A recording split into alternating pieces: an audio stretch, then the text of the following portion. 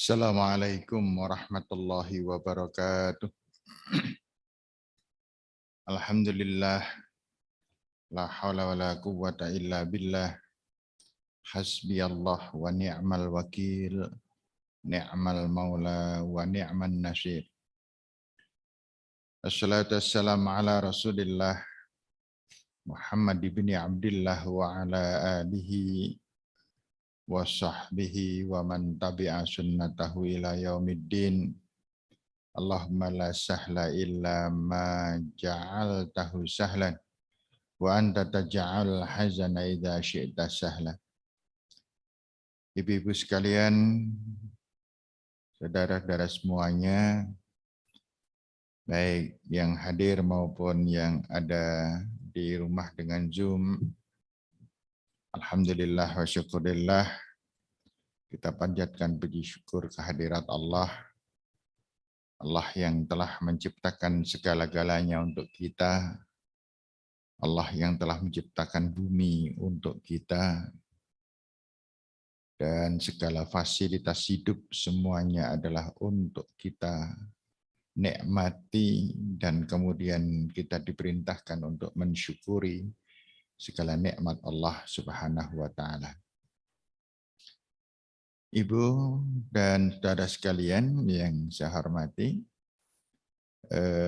topik pada kesempatan pagi hari ini adalah tafsir dari ayat surat 10, yaitu surat Yunus ayat 22, yang nanti insya Allah kita sambungkan dengan beberapa ayat yang lain karena ayat ini banyak tafsiran juga di dengan ayat-ayat yang lain.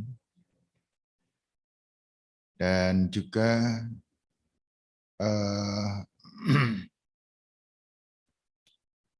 hadis-hadis Rasulullah Sallallahu Alaihi Wasallam juga banyak menyinggung-nyinggung, menafsirkan, menginterpretasikan dari ayat-ayat yang akan kita pelajari. Baik, mulai saja kita sampaikan pelajaran bagian yang pertama, yaitu pembacaan ayat di dalam surat 10, surat Yunus ayat 22 ini. Allah berfirman, A'udzu billahi minasyaitonir rajim. Walladzi yusayyirukum fil barri wal bahr hatta idza kuntum fil fulk wa jarayna bihim birihin tayyibatin wa farihu biha ja'at rihun 'asif wa ja'ahumul mauju min kulli makanin wa dhannu annahum uhita bihim da'aballahu mukhlishina lahuddin la in anjaytana min hadhihi lanakunanna minasyakirin. Ini karena nggak ada yang bawa Quran ya. Saya lupa memesan kajian kali ini, seharusnya semuanya membawa Al-Quran, tapi ibu-ibu lebih banyak yang tidak daripada yang membawa, atau bahkan sama sekali tidak ada yang membawa Al-Quran. Maka saya tidak bisa kita membaca bersama-sama kalau ibu-ibu tidak bisa atau tidak membawa Al-Quran. Baiklah, kita langsung saja ke tafsir ayat ini. Sebelumnya akan kita terjemahkan dulu ayat ini dengan metode perkata. Wa huwallazi, dia yang, huwa dia, alladzi yang, yusayyirukum, menjadikan kamu dapat berjalan. Dari kata sara, yasiru, berjalan, melangkah. Yusayyirukum, menjadikan Allah, dialah yang menjadikan kamu sekalian dapat berjalan bil barri, di dalam bumi, di daratan, wal bahri, dan di lautan. Dia Allah lah yang menjadikan kamu dapat berjalan di daratan dan dapat berjalan di lautan. Hatta idza kuntum, sehingga apabila kalian dalam keadaan fil fulki, di dalam bahtera, dalam tengah-tengah lautan, wajaroina, dan kami menjalankan, kami meluncurkan bihim dengan mereka, birihin dengan rih itu angin, dengan rihin thayyibatin yang bagus. Fafarihu, maka mereka bergembira karena perjalanan lautnya itu lancar, halus, anginnya teratur, ombaknya tidak terlalu besar. Biha, karena itu, karenanya, karena kebagusan atau kelancaran perjalanan. Waja'ahum, dan Allah mendatangkan, menimpakan kepada mereka al-mauju, gelombang, mingkulli, dari setiap mingkulli makanin, dari setiap penjuru, makan, tempat atau penjuru. Annahum, bahwasanya mereka itu ohito, merasa diliputi, dikepung, bihim, dengan mereka. Da'awullaha, maka mereka memohon kepada Allah, mukhlisina lahuddin, mengikhlaskan kepadanya ketaatan terhadap agama. Lain anjaitana, mereka berdoa, kalau engkau menyelamatkan kami min hadhihi, dari bencana ini, dari gelombang besar, angin yang dikatakan angin yang luar biasa kencangnya, lanakunanna, niscaya kami min termasuk asyakirina, orang-orang yang bersyukur. Ringkas padat terjemahnya adalah bahwa Allah Subhanahu wa Ta'ala yang menjadikan kalian semuanya bisa melakukan perjalanan di darat maupun di laut. Ketika laut itu tenang, udara, angin itu semilir, berjalan dengan baik, maka bahtera akan berjalan dengan mulus, nyaman sekali. Fafarihu, maka kalian semuanya bergembira. Kalian semuanya merasa nyaman sekali, dan karena angin yang bagus itu. Kemudian setelah itu Allah ja'at harihun asif. Maka kemudian Allah mendatangkan angin badai. Waja'ahum, yang menimpa mereka al-mauju, gelombang besar, min kulli makanin, dari setiap sudut bahtera itu terhempas oleh badai yang menyelimuti mereka. Wadhannu annahum uhita bihim, dan mereka sudah beranggapan bahwa mereka pasti akan celaka dengan adanya badai itu. Maka mereka kemudian da'awullaha mukhlishina lahuddin, maka mereka kemudian memohon di tengah-tengah badai itu.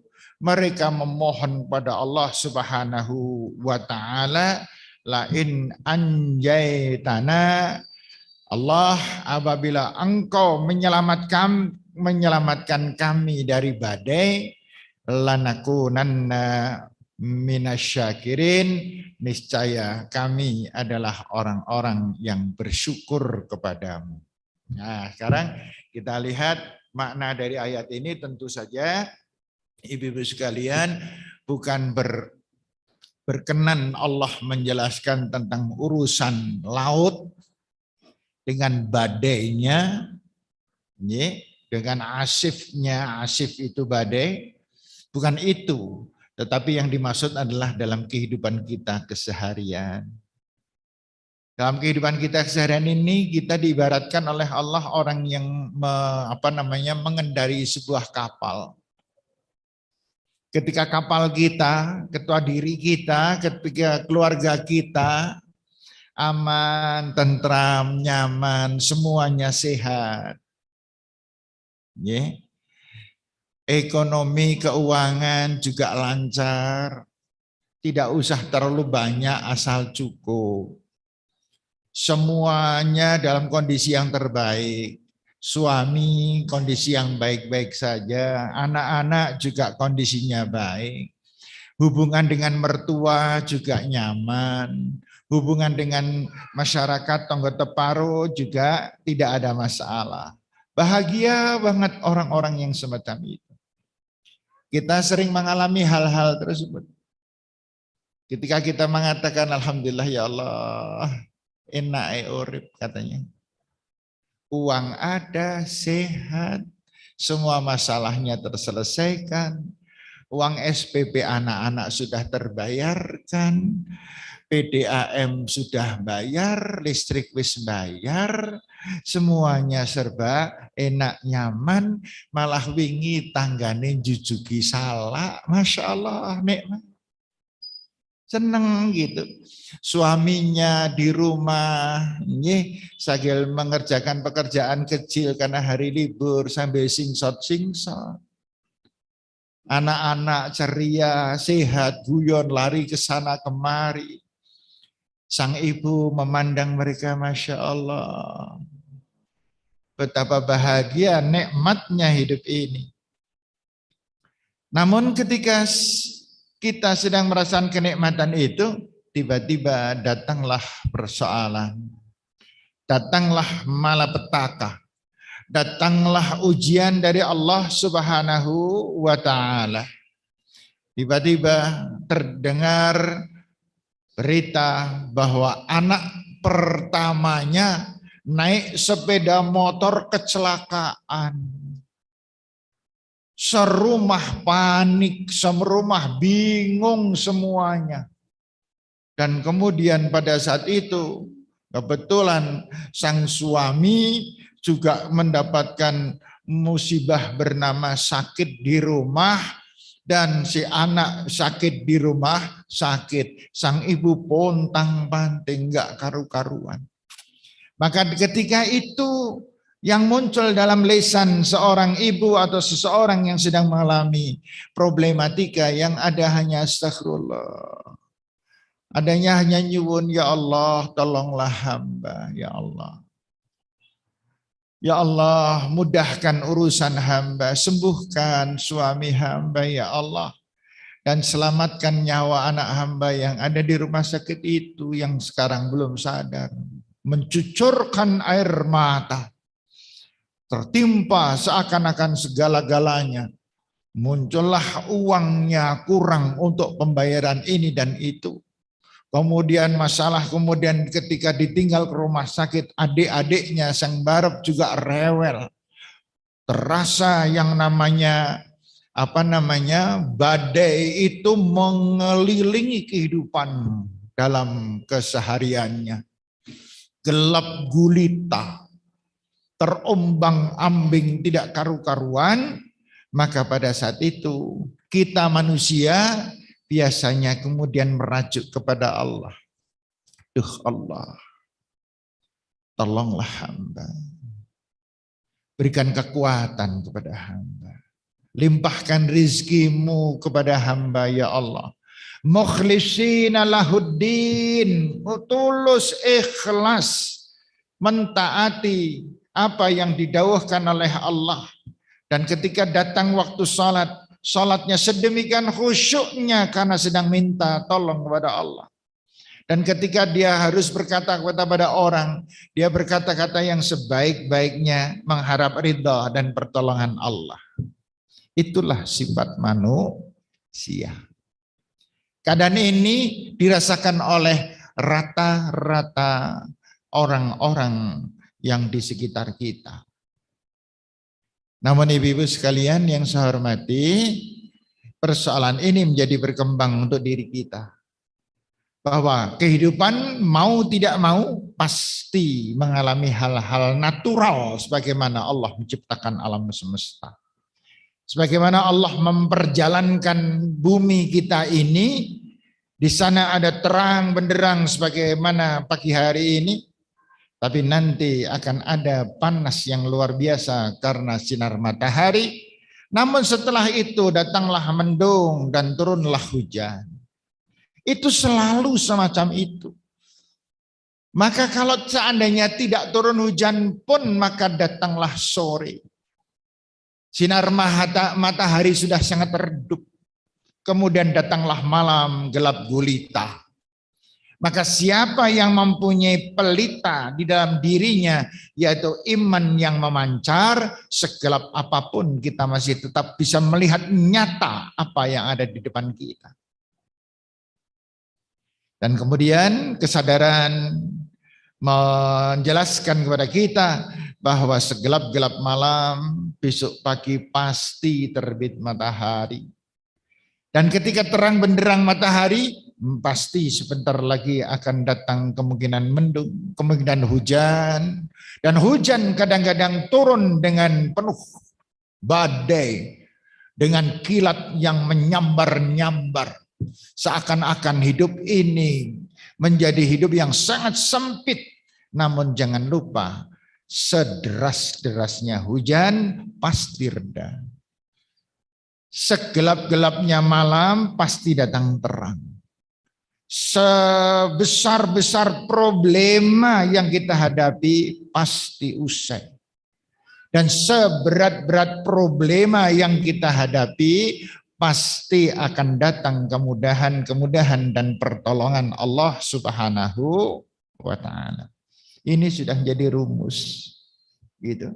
Tidak ada yang tidak selesai di dunia, dan tidak ada sesuatu yang selama-lamanya dan langgeng di dunia. Karena itulah ibu-ibu sekalian, saudara sekalian, kita memahami dari ayat ini bahwa Allah Subhanahu wa Ta'ala kemudian mencela mereka yang melakukan apa yang dikatakan di dalam surat Yunus ayat 21, yaitu Allah Subhanahu wa Ta'ala kemudian menjelaskan kepada kok 21 ya? 20, 22, 23 berarti. 23 kemudian Allah mengatakan, falamma anjahum idahum yabghuna fil ardi bighairil haqq. Dan tatkala kami selamatkan mereka dari bencana, dari badai, dari problematika, dari penderitaan-penderitaan yang baru saja didatangkan oleh Allah pada mereka, idahum yabghuna fil ardi bighairil haqq. Tatkala mereka sudah dibukakan apa yang menjadi selubung gelapnya kehidupan mereka dengan derita dan problema, Allah sembugah menyingkirkan, terang benderang kembali muncul, tenang kembali muncul, rezeki kemudian didatangkan oleh Allah, sehat kemudian dimunculkan dalam kehidupan. Yabghuna fil ardi bighairil haqq. Kembali mereka berbuat keliru, salah, maksiat kepada Allah dengan perbuatan-perbuatan yang melanggar aturan-aturan Allah. Kemudian Allah mengatakan, mengingatkan kepada kita semuanya, apa pengatikan Allah? Ya ayyuhan nasu innama baghyukum ala anfusikum. Wahai manusia, sesungguhnya kekeliruan kesalahan kamu terhadap dirimu sendiri, kekeliruan kelupaan kamu terhadap ibadahmu, kelupaan-kelupaanmu terhadap akhirat, mementingkan dunia, itu adalah mataul hayatid dunia, hanya sekedar sepotong secuil kenikmatan dunia. Tsumma ilaina marji'ukum, yang pada akhirnya kamu sekalian pasti akan dikembalikan kepada Allah. Panunabbi'ukum bima kuntum ta'malun. Kemudian dari hasil apapun yang telah kamu lakukan di dunia, entah kalian yang selalu mensyukuri kenikmatan Allah, mendapat musibah tegar, sabar, semakin dekat kepada Allah. Ketika masalah itu sirna, dimudahkan oleh Allah, bersyukur luar biasa kepada Allah. Atau yang kedua, ketika kenikmatan itu didatangkan oleh Allah, kalian farihu, senang, bangga, munculnya sombong terhadap sesama. Kemudian datanglah musibah, kemudian datanglah bencana, kemudian datanglah penderitaan, kemudian kalian merengek-rengek di hadapan Allah untuk dikukakan, disirnakan semua musibah. Dan ketika musibah itu telah sirna, telah hilang, telah dimusnahkan oleh Allah, sehat dikembalikan, rezeki dikembalikan, dan semua kenyamanan dikembalikan, kalian semuanya falamma ja'ahum idzahum yabghuna fil ardi bighairil haqq. Kalian kembali lagi, sombong lagi, tidak mengingat Allah lagi, berbuat maksiat lagi, mengejar dunia dengan mati-matian tanpa menghiraukan kehidupan akhirat.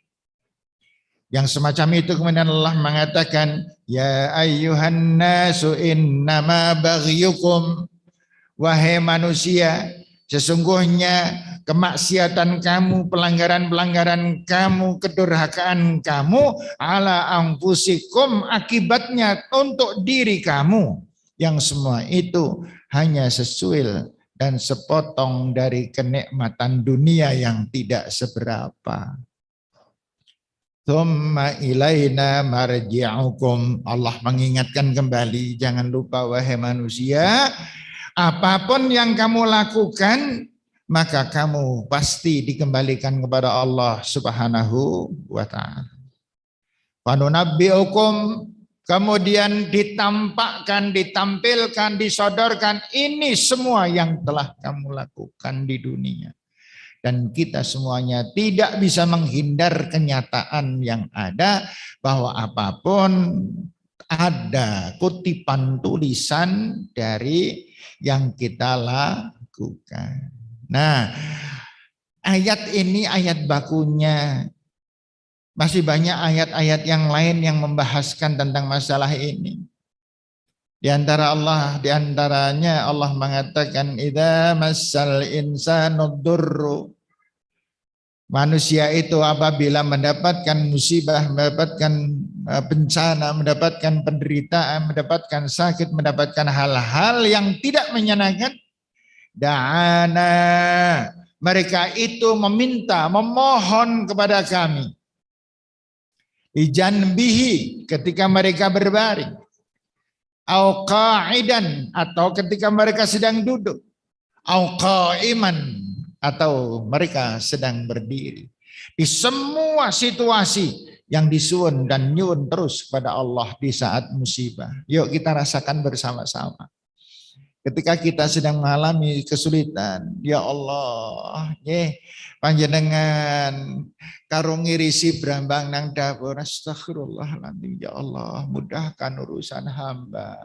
Lagi duduk, jaluk, berdiri, jaluk, kan gitu, berbaring, mapan tidur, enggak merem-merem, ketap-ketip. Lesannya hanya berharap, duh Allah, mudahkanlah urusan hamba. Jauhkanlah malapetaka ini ya Allah dari hamba, sambil terus meneteskan air mata. Sambil berjalan juga nyuwun.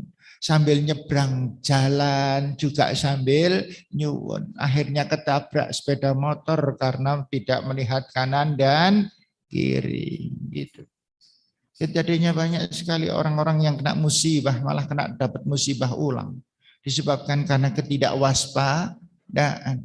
Ada seorang mempunyai hutang, ditagih terus oleh yang dihutang. Panik, bingung. Kemudian dia hutang kepada orang lain. Gali lubang, tutup lubang. Kali ini yang dihutangi adalah rentenir.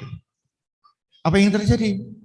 Yang terjadi musibah itu bukan menjauh tetapi semakin membesar. Kenapa? Karena dia tidak mengembalikan urusan ini kepada Allah dan dia bukan orang yang pandai bersyukur ketika mendapatkan kemudahan, ketika mendapatkan solusi dari Allah Subhanahu wa taala.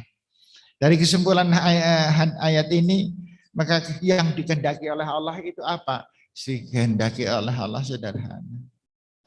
Jadilah orang yang pandai bersyukur.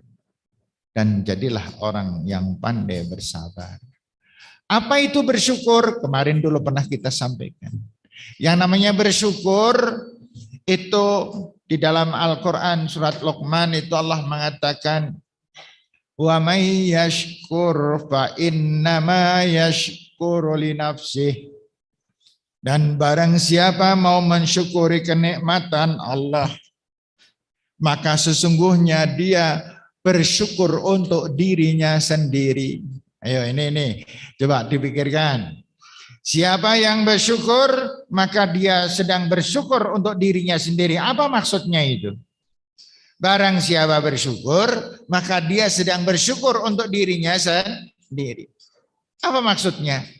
Ini kalau kita otak-atik agak sulit juga. Maka kemudian kita telusuri ayat yang lain. Kita lihat di dalam surat Al-Isra ayat 7, ayatnya pendek terkenal banget. Maka Allah menafsirkan ayat wa may yashkur wa innama yashkuru li nafsih dengan pengantikan Allah yang lain, in ahsantum li anfusikum. Kalau kalian melakukan perbuatan kebaikan taat kepada Allah, bermanfaat, banyak menolong membantu orang lain, menyenangkan orang lain, menenteramkan orang lain, maka kalian sedang berbuat baik untuk dirimu sendiri. Siapakah orang yang disenangi orang? Jawabannya orang yang menyenangkan. Betul ya? Siapa orang yang disenangi orang? Ya orang yang menyenangkan. Siapa orang yang mendapatkan pertolongan dari orang lain? Jawabnya, ya orang yang suka menolong. Siapakah orang yang mendapatkan senyuman dari orang lain? Ya orang yang tersenyum. Coba panjenengan merengut karo wong, ora bakalan wong liya senyum. Tapi panjenengan ada orang lewat kemudian panjenengan mengatakan, monggo Bu, monggo, sama-sama. Maka Rasul sallallahu alaihi wasallam kemudian mengatakan, wallahu fi aunil abdi maka al abdu fi auni akhi. Dan Allah akan selalu menolong hamba, akan selalu ditolong oleh Allah hamba tersebut selama hamba itu suka menolong orang lain. Ibu-ibu sekalian, panjenengan senang enggak nolong orang lain? Tidak, ya jangan mengharap pertolongan dari Allah. Ibu-ibu panjenengan senang enggak meringankan beban orang lain? Tidak, ya jangan pernah mengharapkan kemudahan dari Allah Subhanahu wa taala. Rasul pernah mengatakan, man aghasa malhufan.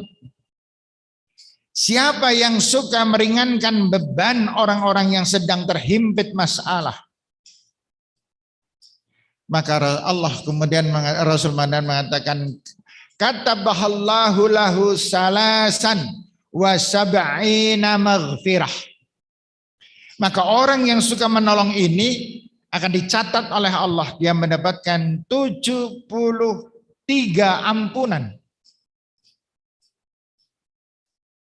Siapa yang menolong orang lain, meringankan beban dan kesulitan orang lain, maka Allah akan mencatat orang tadi mendapatkan 70 macam ampunan. Rasul kemudian mengatakan wahidatun minha. Satu di antara 73 itu solahu amrihi kullih.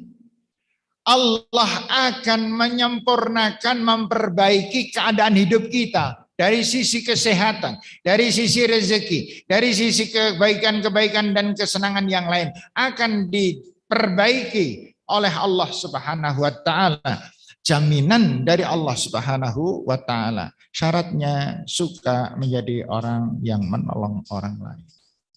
Apapun sudah bentuknya. Kemudian Rasulullah mengatakan wasintani, dan yang dua, wasabauna, yang 70, jadi 72.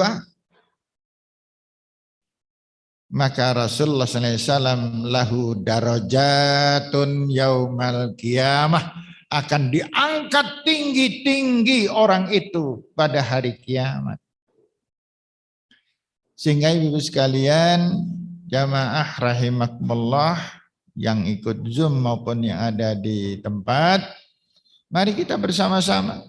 Inahsantum asantum li anfusikum wa linasatum falaha. Kalau kalian berbuat kebaikan-kebaikan kepada orang lain, maka sesungguhnya kalian sedang berbuat baik untuk dirinya sendiri.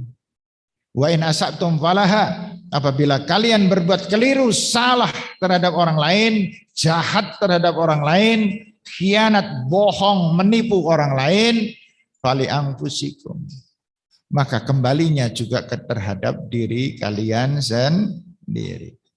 Sehingga dari ayat dan hadis ini sebenarnya semakin jelas pola kehidupan yang dikehendaki oleh Allah Subhanahu wa ta'ala adalah orang yang selalu mengingat dirinya di hadapan Allah. Caranya dua tadi. Caranya yang pertama adalah selalu mensyukuri. Selalu mensyukuri artinya selalu berbuat kebaikan.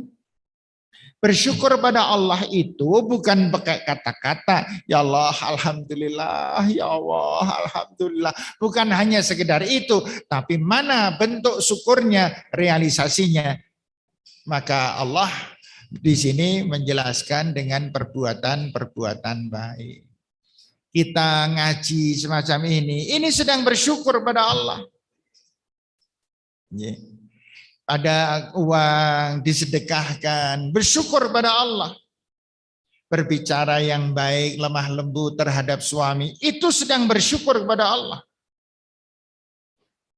Maka Allah Subhanahu wa ta'ala mengatakan la in syakartum la azidannakum. Kalau kalian berbuat baik dan terus berbuat baik, aku tambah kenikmatan yang aku berikan kepadamu. Wala in kafartum, tetapi kalau kalian ingkar dan tidak mau bersyukur, berbicara dengan suami kasar, galak banget karo putrane, kalau mertuane jembewei, karo tetangganya berselisih dan bertengkar, sodakoh angel dan lain sebagainya, inna azabi lasyadid, sungguh siksaku sangat pedih. Dari soal yang semacam ini kita semakin memahami, oh kalau begitu hidup di dunia ini janjane mung cukup 3 perkara. Yang 3 perkara ini dibentukkan dalam realisasi. Apa itu yang pertama? Yang pertama adalah kita selalu bersyukur, selalu berbuat kebaikan. Karena apa? Kembalinya kepada diri kita. Yang kedua, setiap situasi itu akan mengalami perubahan-perubahan. Hidup kita ini kan tidak pernah lempeng ya. Ada di antara ibu sekalian di sini yang hadir saja, yang bisa saya tanya, yang di rumah kan nggak bisa ditakoni, wong malahan karo disambing ngasai. Kan ya, kalau di rumah kan masa HP-nya ngeletak nang dapur karo jemur, padahal jemurnya nang halaman. Ngirim itu sih mireng ya ora. Makanya saya nggak senang sebenarnya ada Zoom itu wis aman koyong inilah, ini di off-kan saja lah Mbak. Pengurus Mbak, ini di off-kan saja lah. nggak usah pakai Zoom. Kalau pakai Zoom itu mereka ngaji orang genah-genah. Nah, nggak percaya yuk. Semua hasil pengajian ini saya disuruh membuat soal, mereka tak kayak soal semuanya. Nanti kan yang ikut Zoom orang genah-genah. Wong sing melu wae ora pati mudeng kok. Iya. Ya saya jujur gitu. Ya wong saya ya beberapa kali ikut Zoom soalnya ngaku dewek lah. Saya ikut Zoom, ya itu tak gledake di apa namanya di ruang makan. Saya dengkurui terus tidak, tak sambil ke sana kemari. Yang urusanku lah urusan itu, malah kemarin itu Zoom itu saya bawa sambil saya nyetrika. Serambung nyetrika, HP ini masih di situ, saya sudah makan di ruang-ruang yang lain. Ya mikir, ya lah, lagi nge-zoom malah kelalen, ya kan gitu kan. Kalau di ruang begini kan panjenengan apes-apesnya kan liar-liar ya. Liar-liar aja kan konangan, wong saya dhuwur gitu. Ya, apalagi yang rawuh segini lah paling konangan. Itulah kalau yang liar-liar di Zoom, jadi saya ngerti. Gitu. Makanya nek saya berpendapat nek boleh ini mulai Ahad besok tuh seranono pakai Zoom lah, semuanya suruh datang itu. Iya ini benar-benar bisa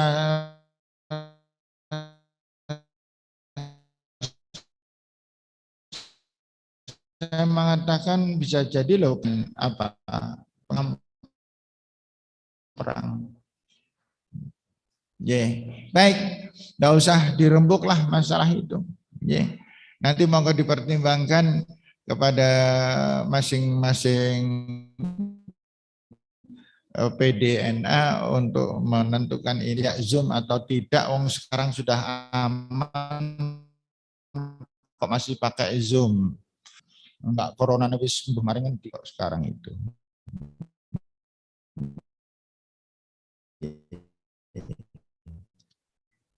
Baik, kita lanjut. Lain anjaitana lanakunanna lain anjaitana min hadhihi lanakunanna minasyakirin. Itu setiap kali manusia itu mendapatkan musibah, lagi terhimpitnya, ya Allah saya berjanji, kalau musibah ini sudah selesai dan engkau angkat, hamba akan bertaubat kepadamu, hamba akan perbaiki ibadah-ibadah hamba akan begini, hamba akan begitu. Falamma kasyafna anhu durrahu marrakan lam yad'una ila durrim massah. Namun tatkala musibah itu benar-benar diangkat oleh Allah, diambil oleh Allah, marrakan lam yad'una ila durrim massah. Mereka melenggang kangkung saja, tidak ada pengaruhnya apa-apa. Seakan-akan mereka tidak pernah berjanji kepada Allah, seakan-akan mereka tidak pernah berdoa kepada Allah. Yang tadinya sombong tetap sombong, yang tadinya salatnya telat tetap telat, yang tadinya tidur kerainan tetap kerainan, yang tadinya galak tetap galak, kembali luweh galak dan lain sebagainya. Yang tadinya suka pamer tetap suka pamer, yang tadinya seneng kukur-kukur mergane gelange anyar tetap kukur-kukur mergane gelange anyar pamer. Kan ada orang dari tadi kok nggak ada yang seneng kukur-kukur tuh apa jenengan itu berarti tidak ada yang pakai gelang ya Bu ya.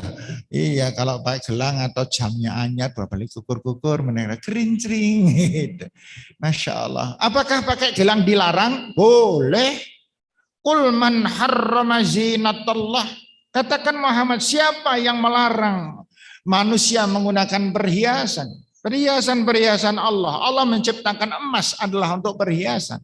Tapi perhiasan itu adalah untuk disyukuri. Bahwa saya mampu beli gelang, saya mampu beli kalung, saya mampu beli cincin. Kalau saya bisa memberikan kebaikan untuk diri saya sedemikian banyak, seberapa kebaikan yang saya berikan kepada orang lain.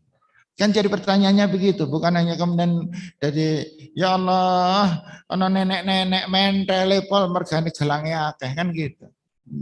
Nenek-nenek di sini nggak ada nenek-nenek ya. Ada kan nenek-nenek mental itu. Gitu.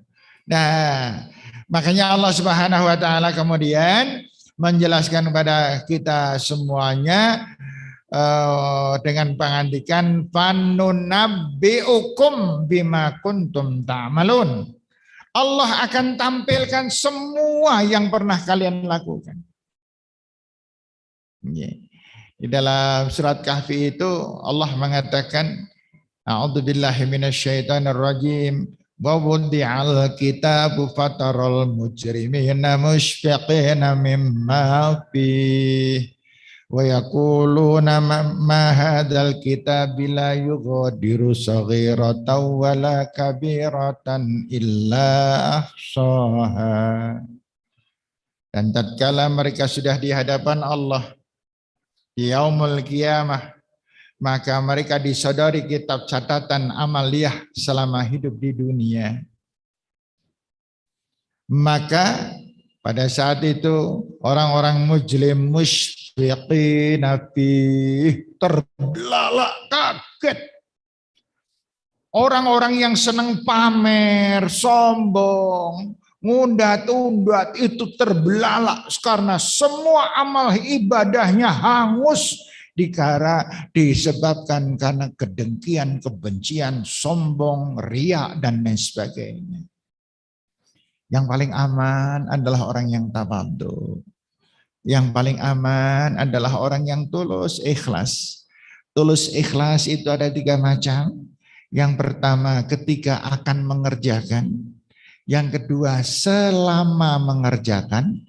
Dan yang ketiga setelah mengerjakan.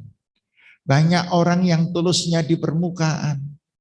Di tengah-tengah mereka sudah tidak tulus lagi. Atau bahkan setelah selesai pekerjaan belas kehilangan ketulusan hatinya. Contoh yang paling mudah sholat.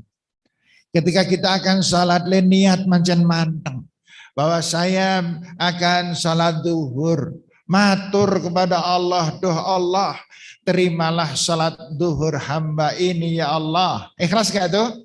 Ikhlas. Allahu Akbar. Begitu Allahu Akbar, ikhlas yang kedua kadang-kadang goyang. Muncul ngalamun.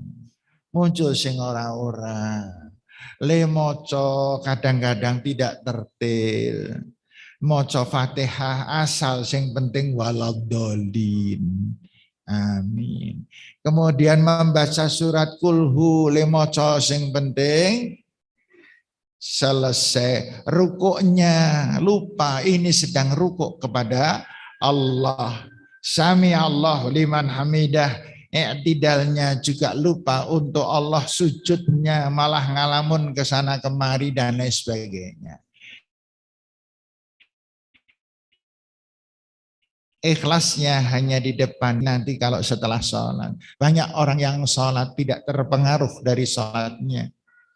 Orang yang sholat kan harusnya tanha anil fakhsya'i wal munkar.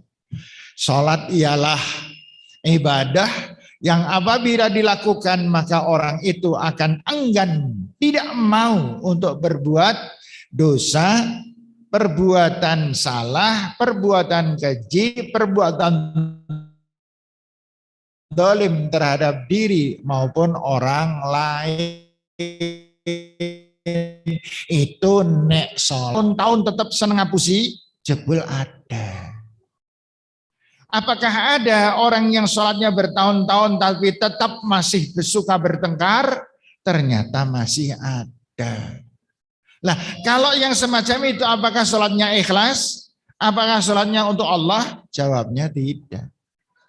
Karena kalau sholat itu untuk Allah maka mempengaruhi jiwa kita.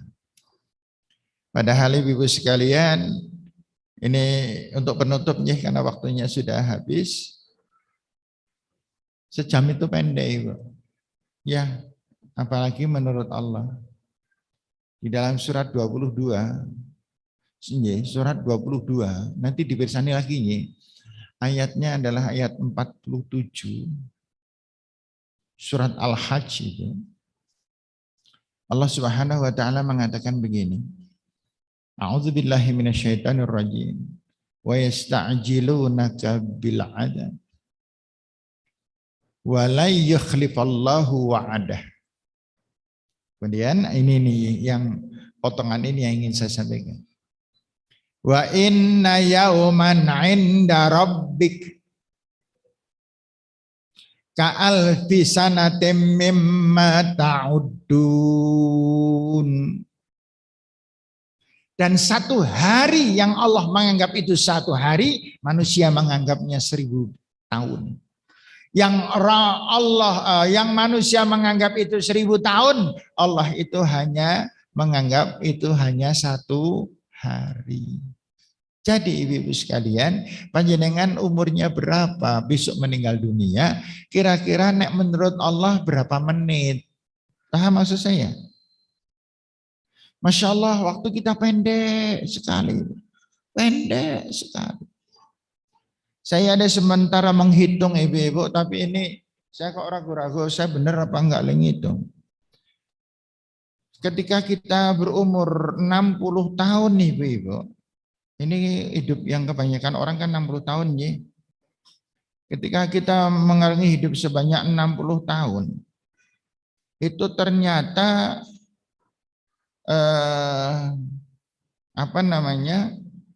ternyata kita itu menurut Allah hanya hidup 1 jam 44 menit. Allah merasakan 1 jam 44 menit, kita tuh ngerasake 20 tahun. Monggo dilipatkan. Sehingga kalau dihitung kan satu hari itu sama dengan 1000 tahun. Lah kalau 60 tahun, ya 0,06 hari. 0,06 hari. Itu piro itu? Saya nggak ngitung itu, saya nggak bisa ngitung. Saya dulu matematikanya, soalnya ketika sekolah saya matematikanya nilainya Jisamsu. Panjangan mungkin ada yang lebih parah loh itu daripada saya. Atau nilai itu ya Allah nggak pinter-pinter saya itu. Ya, 80 tahun berarti kan hanya 0,08 hari. Lah 0,08 hari kali 24 jam nanti ketemu itu. Ya kan? Gitu. Dihitung aja 24 jam itu berapa menit, kan? Berapa menit? Kalikan 60 nanti ketemunya 6 menit, ketemunya satu hari berapa? 24 kali 60 menit sama dengan berapa ribu menit dikalikan itu tadi 0,08 itu 80 tahun. Saya ngitung sebagiannya mengatakan bahwa 60 tahun itu sama dengan 1,44 menit. 1 jam 44 menit. Nah sekarang kalau panjenengan besok meninggal usia 50 tahun, berarti kan panjenengan nggak ada 1/4 jam hidupnya. Pantas ibu-ibu saya kepikiran kejawab ini sekarang. Kenapa Allah Subhanahu wa taala membiarkan orang-orang korupsi itu tetap senang dan bahagia? Kenapa Allah membiarkan orang-orang zalim yang ngenyek agama dan menghina agama dan berusaha untuk makar dengan agama Islam? Allah diam-diam saja, bro. Kenapa? Jawabannya, habis dilak meneh mati, beko minggarek pirang menit meneh beko. Wis nang wae lah. Begitu. Yeah. Sehingga ibu-ibu sekalian yang saya hormati, sing tadi katakanlah sing rada akeh aja ya. Kita hidup di dunia 2 jam Ibu. 2 jam. Itu menentukan neraka dan surga kita di hadapan Allah selama-lamanya. Jur perbandingannya priye, Bu? Nek kaya ngono. Kita ini diuji oleh Allah di dunia hanya sekitar 2 jam, kan? Kemudian setelah itu kita dimatikan oleh Allah. Kemudian kita mendapatkan balasan dari apa yang sudah kita kerjakan di dunia ini. Untuk berapa lama balasan itu? Untuk selama-lamanya. Maka enggak korup blas Ibu kita berbuat dosa. Enggak korup panjenengan nesu-nesu. Oming semar kaya ngono, panjenengan balas dendam. berhasil. Wah, mantep. Oh, alhamdulillah, yang oleh balas dendam berhasil. Senenge semono, perbuatan maksiat, perbuatan zina, judi dan lain sebagainya, kenikmatan hanya segitu, namun risikonya terlalu besar. Gitu. Nah sekarang, Ibu, ini kemarin dulu pernah saya sampaikan juga, pernah ke laut, pernah. Ini biasanya wong ono sapa dolane maring laut. Panjenengan ana wong padha dolan maring Dieng itu padha bingung. Sejane warung delok apa long Dieng ming kaya ngono kan gitu. Tapi panjenengan ketika ke laut itu wong laut juga bingung. Kisi keprigel wong banyu kadi foto-foto kan gitu. Karo seneng banget dolanan pasir dan lain sebagainya. Itu anak-anak kita kan gitu. Ya karena gumun ora tahu. Yang namanya laut itu Ibu ada satu palung namanya, palung di benua mana, itu mempunyai kedalaman kira-kira 12 kilo. Jeruni banyu itu 12 kilo Ibu. Jadi kalau panjenengan lomba nyelam ke bawah, itu kira-kira innalillahi wa inna ilaihi raji'un urung ada tekan Ibu. 12 kilo. Panjenengan naik kol kuning sini kali kajar pegel bu bokonge Ibu. Ini dalamnya 12 kilo. Kalau begitu airnya luar biasa banyak lautan ini. Nah, sekarang kita ke laut. Kemudian sampai di pantai dan di laut, Ibu tolong jari satu. Celupke di laut. Ambil HP atau apa yang cukup untuk menambah. Kemudian teteskan, satu tetes, tes. Maka satu tetes ini adalah kehidupan dunia. Dan yang sekian banyak itu adalah kehidupan akhirat. Yang satu tetes ini adalah kurang lebih 80 tahun. Atau 70 tahun. Atau 60 tahun. Sementara lautan itu semuanya adalah khalidina fiha abada. Bodoh kalau begitu. Kalau kita lebih mementingkan urusan dunia. Bodoh kalau kita ada kesulitan tentang kebaikan kita tidak mau melakukan padahal kita mampu. Bodoh Bu, panjenengan sing arep ngekek wong ngemis, kowe ndak mijeti dompet dingin ngati wong misilin njaluk dredeg margane kesuwen wis kesel. Bahasan metu-metu ming duit 500 kilo. Pengemis nyepatani panjenengan dasar keri. Dan itu adalah doa yang makbul. Maka ibu-ibu sekalian, mudahkan orang lain. Senangkan keluarga, senangkan suami, jangan minta disenangkan. Kita tugasnya adalah menjadi subjek, orang lain adalah objek kita untuk berbuat yang terbaik. Nah, dengan ingatan kita terus pada Allah, maka insya Allah Allah menguatkan kita, hati kita, jiwa kita ketika kita menghadapi problema dan bencana. Dan kita dimudahkan untuk berbuat yang terbaik terhadap sesama ketika kita mendapatkan kelonggaran dan kemudahan. Padahal Ibu, perintah Allah ini berat. Siapa orang yang bertakwa? Kata Allah, alladzina yunfiquna fis-sarra'i wad-dharra.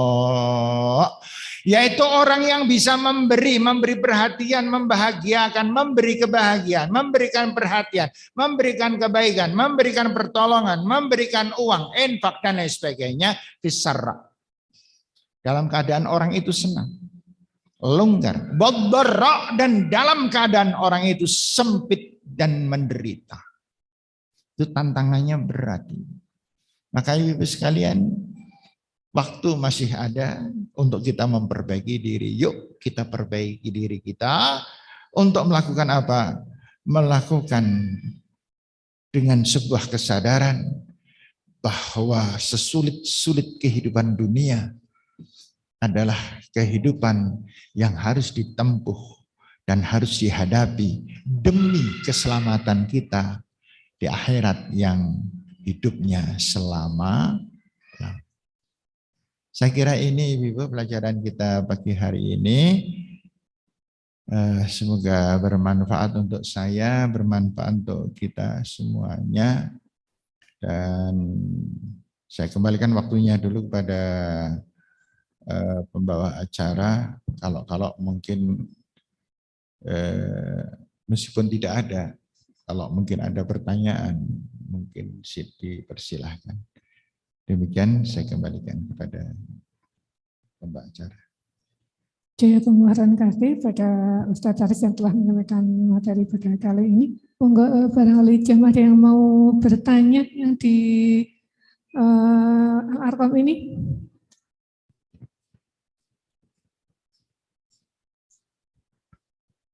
Bismillahirrahmanirrahim. Assalamualaikum warahmatullahi wabarakatuh. Waalaikumsalam. Terima kasih atas waktunya.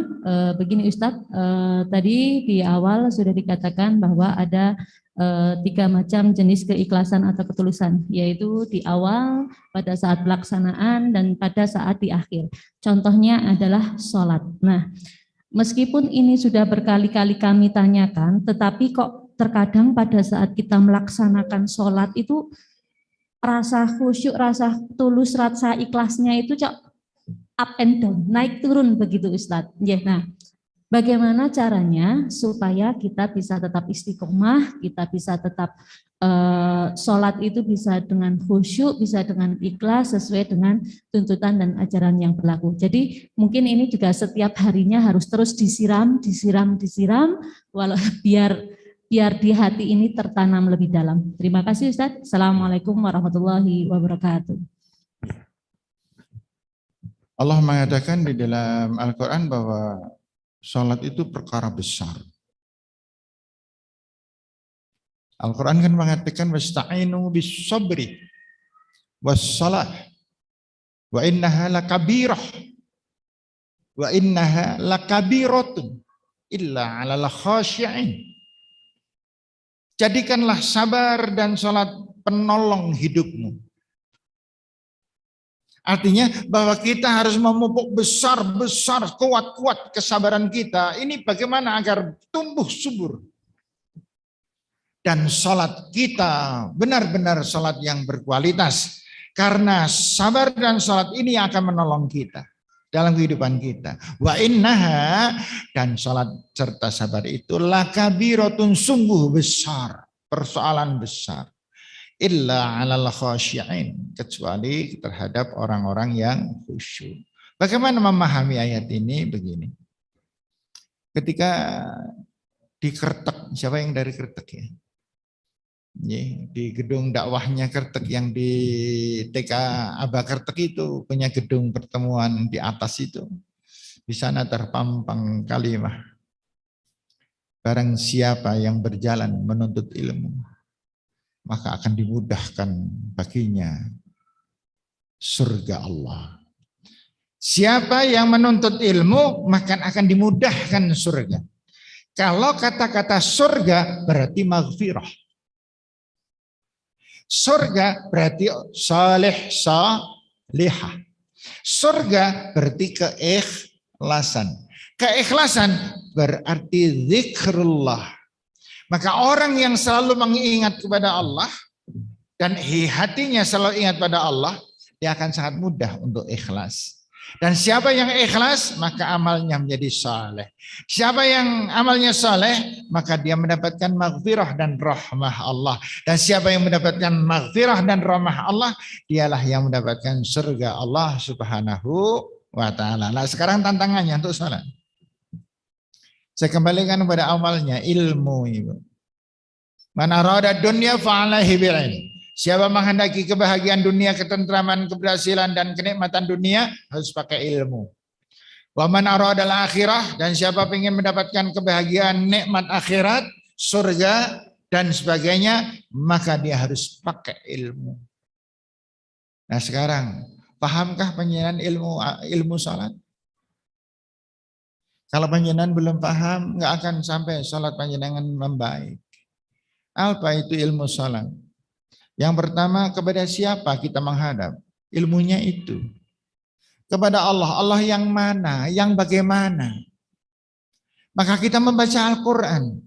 Wa indahu mafatihul ghaib la ya'lamuha illahu. Allah adalah zat yang mengetahui semua rahasia yang tidak tampak oleh manusia. Yang tidak ada satupun yang mengetahui selain Allah. Allah tahu persis keadaan kita, detak jantung kita, apa yang kita pikirkan, apa yang kita rasakan, yang kita rencanakan. Allah tahu persis. Yang menciptakan, wa ya'lamu ma fil barri wal bahr. Dan Allah mengetahui apapun yang ada di laut dan di darat, sedetail-detailnya. Wa ma yasqutu min waraqatin illa ya'lamuha. Dan satu daun kering yang jatuh dari pohonnya itu atas pengetahuan Allah.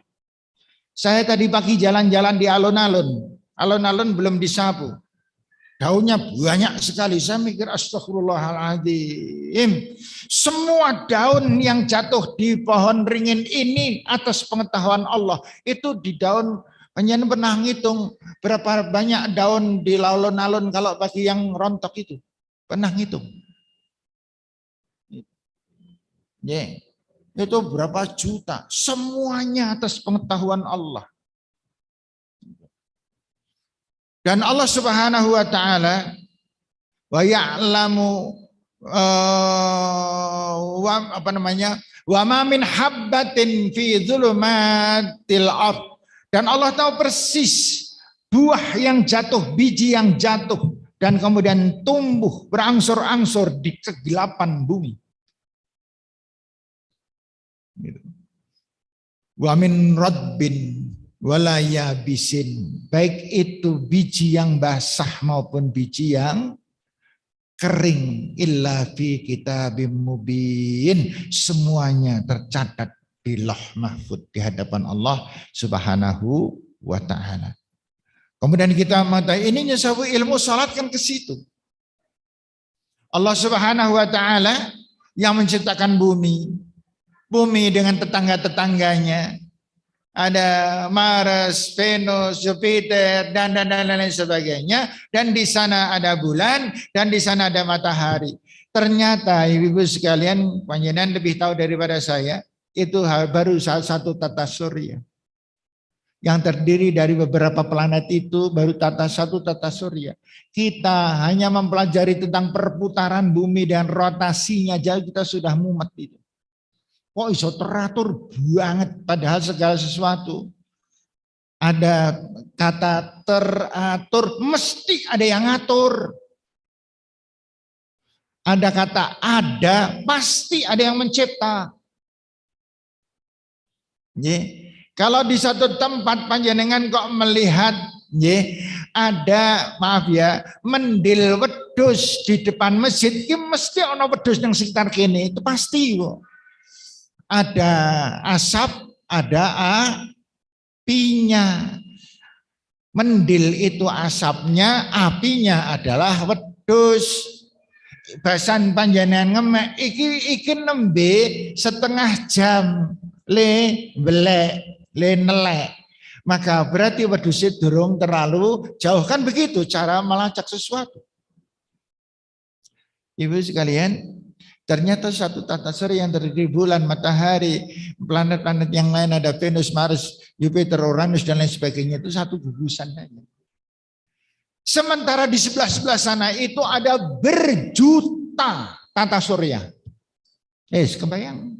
Bagaimana panjenengan membayangkan Allah? Tidak mungkin. Nah, kepada zat yang semacam inilah kita sujud. Dan kita diperintahkan untuk sujud. Dan kita diperintahkan dan dijanjikan surga kepada zat yang semacam ini. Ini yang pertama. Kita harus mempelajari tentang ma'rifah Allah. Semakin kuat kita memahami, meyakini tentang betapa kuasanya Allah. Ka'annaka tarah fa illam takun tarah fa innahu yarah. Ketika kita beribadah, seakan-akan kita melihat Allah, dan itu tidak mungkin.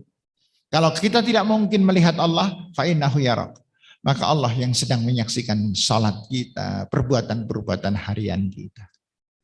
Itu yang pertama. Dan yang kedua, panjenengan sudah memahami filosofi wudhu. Harus ilmunya ada. Ilmu sholat itu terdiri dari beberapa bagian. Yang pertama ma'rifah dulu pada Allah. Panjenengan mengetahui dulu Allah itu yang kita sembah itu sing mana. Kemudian panjenengan mengetahui falsafah dan interpretasi wudhu. Wudhu itu apa sih? Kita bendino kecipa-kecipi. Nggih, wudhu. Kadang-kadang orang mudeng lakoni terus nggak pernah bertanya. Ini wudhu itu apa? Rasulullah SAW mengatakan, idza tamatmat kharajatil khataya min fi. Orang itu kalau wudhu ketika berkumur maka dosa-dosa mulut hilang. Wa idza ghassala wajhahu, dan ketika dia membasuh wajahnya, kharajatil khataya min wajhihi hatta takhruja min tahti asfari ainihi. Maka dosa-dosa wajah ini dihapus oleh Allah sampai dengan dosa mata pun dihapus oleh Allah. Wa idza ghassala yadayhi, dan ketika dia membasuh tangannya, kharajatil khataya min yadayhi hatta takhruja min tahti asfa adhafirihi. Maka semua dosa-dosa tangan itu dihapus oleh Allah sampai dosa-dosa di bawah kuku-kuku pun dihapus oleh Allah. Begitu yang namanya wudu. Jadi kalau begitu, wudu bukan membersihkan diri, tapi wudu adalah syarat untuk sholat, sebab Allah tidak memperkenankan kita sholat kecuali kita sudah suci. Suci dalam artian dihapus dosa-dosanya, terus baru menghadap Allah. Yang ketiga, ilmu sholat. Panjenengan memahami bahwa yang namanya orang membaca, dikatakan membaca, itu kan nek mudeng. Paham? Bu, orang membaca, dikatakan wis moco, itu kan nek mudeng toh. Lah nek moco, nek orang mudeng, namanya sudah membaca belum? Ya belum. Di sana ada tulisan, selama berada di masjid, dilarang mengonkan HP. Dilarang meletakkan barang-barang berharga tidak pada tempatnya. Dilarang merokok. Dilarang ini. Kemudian saya adalah. Dan panjenengan takon. Pak Haris sudah membaca tulisan itu? Sudah. Maksudnya apa Pak Haris? Beruh. Itu artinya sama dengan saya belum membaca. Wong saya nggak mudeng. Oke, paham? Loh, terus apa yang hubungannya dengan jawaban ini? Hubungannya ibu-ibu. Panjenengan itu nek salat maca Fatihah enggak sih, Bu? Maca enggak? Maca zuhur 4 kali ya, ngapusi. Saya enggak yakin itu. Panjenengan sepenuhnya bisa memahami Fatihah setiap ucapan? Kalau panjenengan tidak bisa memahami, bagaimana panjenengan dikatakan membaca? Belum. Ketika panjenengan baca Allah ma'ba'id baina wa baina hutaya ya ka'ba'ata baina, panjenengan menyelami maknanya, menjiwai maknanya. Kalau tidak menjiwai namanya enggak baca. Ketika panjenengan rukuk subhanakallahumma rabbana wa bihamdika allahumma ighfirli, panjenengan menjiwai bacaan itu. Atau panjenengan hanya hafalan subhanakallahumma rabbana wa bihamdika allahumma ighfirli samiallahu liman hamidah rabbana wa lakal hamdu hamdan katsiran tayyiban mubarakan fi Allahu akbar subhanakallahumma rabbana Allahu akbar Allahu hamdan Allahu akbar. Itu salat bukan. Itu namanya jengkang-jengking. Hati-hati loh. Maka dari itu Ibu, ringkasnya nggih. Yuk pelajari ilmu salat. Yang tadi sini, yang satu ini dulu. Semua yang dibaca, fahami dengan sebaik-baiknya. Satu. Yang kedua, di luar sholat jaga diri, jangan berbuat dosa dan banyak berzikir.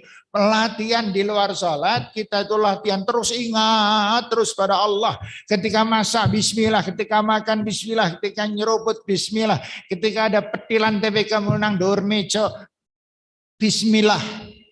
Semua bismillah, semua diingatkan kepada Allah. Ketika suami sedang marah-marah, panjenengan astagfirullah, astagfirullah. Ya Allah, semoga saya tidak berbuat dosa ya Allah. Kemudian panjenengan menjawab perkataan suami. Kalau suami berbicaranya agak panjang, panjenengan masih sempat membaca Rabbi shrah li sadri.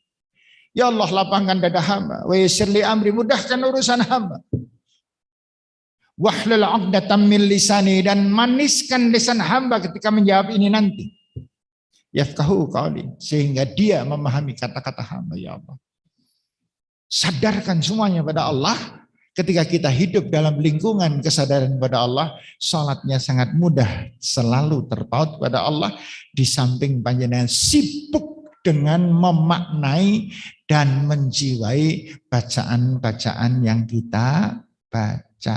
Ya gara-gara geladrah itu tahiyatillah salatu thayyibah. Asyhadu. Assalamualaikum. Maca apa, Bu? Beruh. Itu kan yang terjadi. Padahal manusia ini bisa double dimensi. Di satu pihak sini baca alhamdulillahirabbil alamin arrahman. Alam pikiran kita bisa jalan-jalan kemana-mana. Luar biasa gitu. Maka kembalikan semuanya adalah milik Allah. Ya, saya kira begitu aja. Ya, perlahan-lahan lah, semuanya ada tahapan-tahapannya gitu. Saya dulu Ibu, ketika sholat, saya pernah selesai tahiyat Ibu. Nang driji saya lemut Ibu. Lemut dari awalnya masih hitam sampai perutnya merah nih Ibu. Tak delokke wae dilalah imam itu le tahiyat suwe banget mana. Sampai tinura rambung-rambung salam tuh ya Allah. Lemut mengkuang begitu salam tak kepruk kowe. Ya saya gatle ya Allah. Kita assalamualaikum warahmatullahi. Assalamualaikum warahmatullahi. Tak delok lemut wis ilang juga Bu. Saya radikiran Ibu. Saya gulu lemutin nanggi omong. Tak golongan tak gigir-gigir orang di depan saya tak delok oke kabeh buanan orang gigire wong tak tabok tenan nih. Tapi itu dulu ketika saya waktu itu masih kelas 2 SMP, kelas 2 di pondok Ibu. Nah sekarang ya insya Allah ya ada perubahan lah tahap demi tahap, kita pun harus ada tahapan naik. Jangan stagnan dan harus selalu dikoreksi. Yang bisa semacam ini adalah mereka-mereka yang rutin mengikuti kajian-kajian. Insya Allah berkembang. Tapi kalau mereka sing doplong dilek nang omah, enggak berkembang. Kasihan. Padahal yang berkembang dengan yang tidak berkembang, yakin orang anak beda nih secara lahiriah. Secara lahiriah tidak ada beda. Saya kira demikian Ibu, cukup Ibu. Sudah agak yang sudah jam 11:30. Ini ada pertanyaan lagi Ustaz. Mungkin yang di Al-Qam ada yang mau bertanya lagi? Kalau tidak saya bacakan yang lewat Zoom. Ini ada 2 pertanyaan. Kayaknya hampir sama, saya bacakan sekali saja nih. Untuk pertanyaan yang pertama, bagaimana agar kita bisa istiqomah dalam melakukan sesuatu? Karena terkadang saya pribadi masih naik turun dalam melakukan satu kebaikan. Dan bagaimana agar kita juga bisa menjadi pribadi yang lebih ikhlas? Kemudian yang pertanyaan kedua, bagaimana solusi saat kita futur atau jenuh dalam berhijrah? Dengan berhijrah. Bagaimana solusi saat kita jenuh dalam berhijrah? Ibu sekalian yang saya hormati, apa yang menjadikan kita berubah, akan menjadikan kita goyang, apa yang menjadikan kita bosan? Ini satu jawaban. Apa yang menjadikan kita sudah mudah berubah-ubah dan mudah tidak stabil dan tidak istiqomah adalah karena minimnya dan tipisnya pemahaman kita, minim dan tipisnya keyakinan kita, minim dan tipis tentang kemampuan kita di hadapan Allah. Yang jelas Ibu, banyak sekali orang yang justru mengalami sebuah penyesalan besar kalau dia tidak melakukan kebaikan. Tetapi ada orang yang kemudian jenuh dengan urusan kebaikan.